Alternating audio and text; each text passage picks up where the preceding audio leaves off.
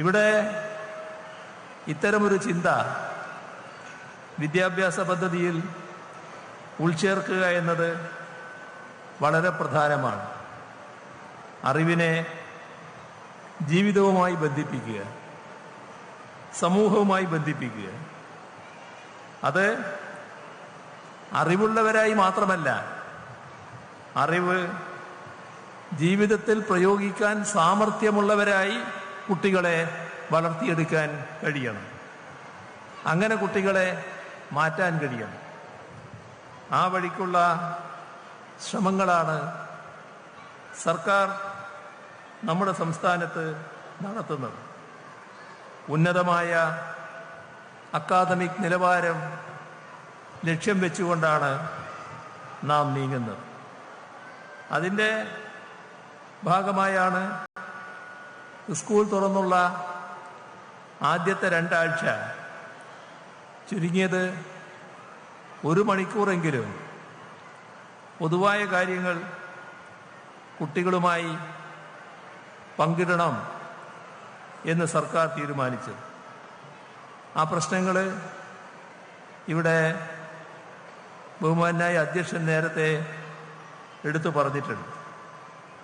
ഇന്ന് മഴ കുറവാണെങ്കിലും ഇനിയുള്ള ദിനങ്ങൾ മഴയുടെ ദിനങ്ങളാണ്. ഇപ്പോൾ കാലവർഷം പകർച്ചവ്യാധികളുടെ കൂടി കാലമായി മാറും. അത്തരമൊരു ഘട്ടത്തിൽ ആരോഗ്യ സംരക്ഷണവുമായി ബന്ധപ്പെട്ട കാര്യങ്ങൾ കുട്ടികൾ അറിയേണ്ടതുണ്ട്. കുട്ടികൾ നേരിടുന്ന പ്രശ്നങ്ങൾ സമൂഹത്തിൽ നല്ലതു മാത്രമല്ല, നല്ലതല്ലാത്ത ചില കാര്യങ്ങളുമുണ്ട്. അവയെ എങ്ങനെ നേരിടണം എന്നതിനെക്കുറിച്ചുള്ള ബോധവൽക്കരണവും കുട്ടികൾക്ക് നൽകേണ്ടതുണ്ട്. റോഡിലൂടെ സഞ്ചരിക്കുന്ന കുട്ടി എന്താണ് ശ്രദ്ധിക്കേണ്ടത്? സ്കൂൾ വാഹനങ്ങളിൽ കുട്ടി സഞ്ചരിക്കുമ്പോൾ ശ്രദ്ധിക്കേണ്ട കാര്യങ്ങൾ എന്താണ്? അതോടൊപ്പം നമ്മൾ ഓരോരുത്തരും വ്യക്തി ശുചിത്വത്തിൽ ശ്രദ്ധിക്കുമ്പോൾ തന്നെ പരിസര ശുചിത്വം അത് വളരെ പ്രധാനമാണ്. തൻ്റെ വീടും തൻ്റെ വിദ്യാലയവും നല്ല ശുചിത്വമുള്ളതായിരിക്കുക.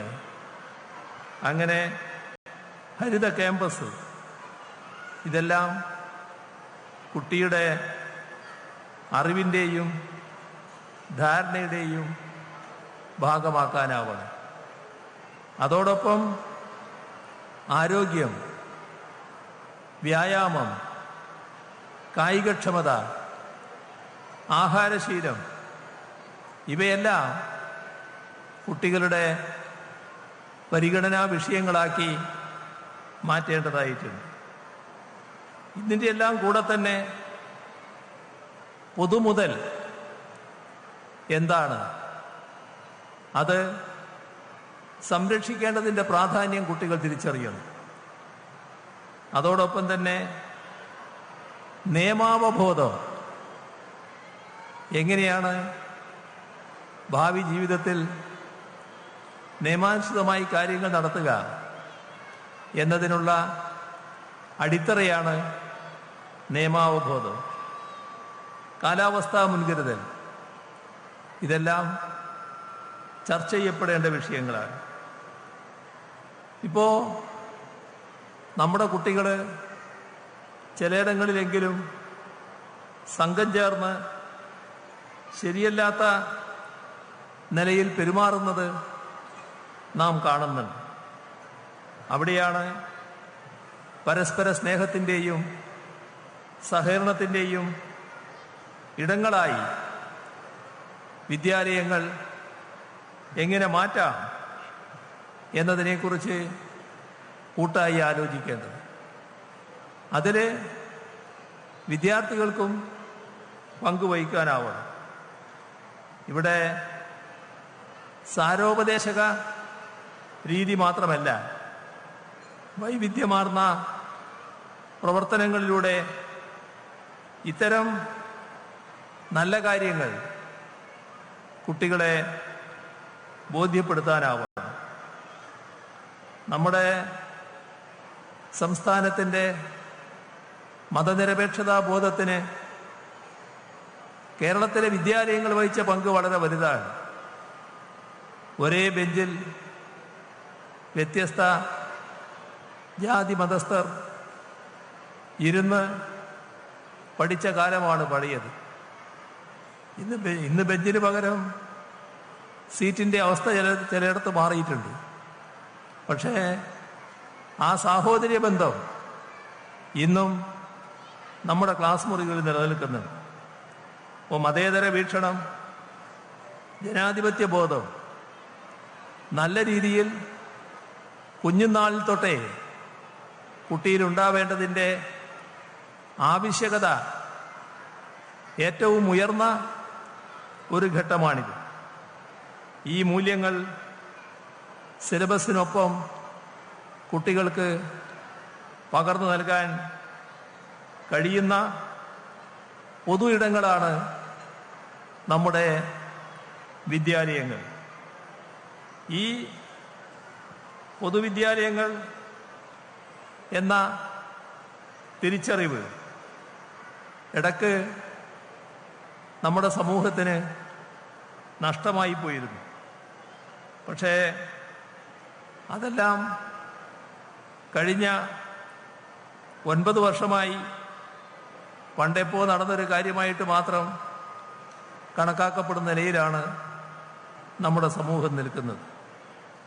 ഇവിടെ പൊതുവിദ്യാലയങ്ങൾ അടഞ്ഞു പോകുന്ന അവസ്ഥ, കുട്ടികൾ കൊഴിഞ്ഞു പോകുന്ന അവസ്ഥ, 5 ലക്ഷം കുട്ടികൾ 2016 പൊതുവിദ്യാലയങ്ങളിൽ നിന്ന് കൊഴിഞ്ഞു പോയിരുന്നു.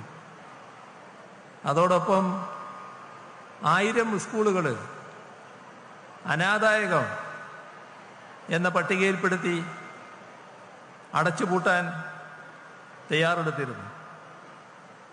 ഇവിടെയാണ് മാറ്റം പൊതുവിദ്യാഭ്യാസ രംഗത്ത് കൊണ്ടുവന്നത്. അങ്ങനെയാണ് പൊതുവിദ്യാഭ്യാസ സംരക്ഷണ യജ്ഞം എന്നൊരു മിഷൻ പ്രവർത്തനം 2016 ആരംഭിക്കുന്നത്. അതിൻ്റെ ഭാഗമായി നമ്മൾ രൂപം കൊടുത്ത മാസ്റ്റർ പ്ലാൻ ഉണ്ടായിരുന്നു.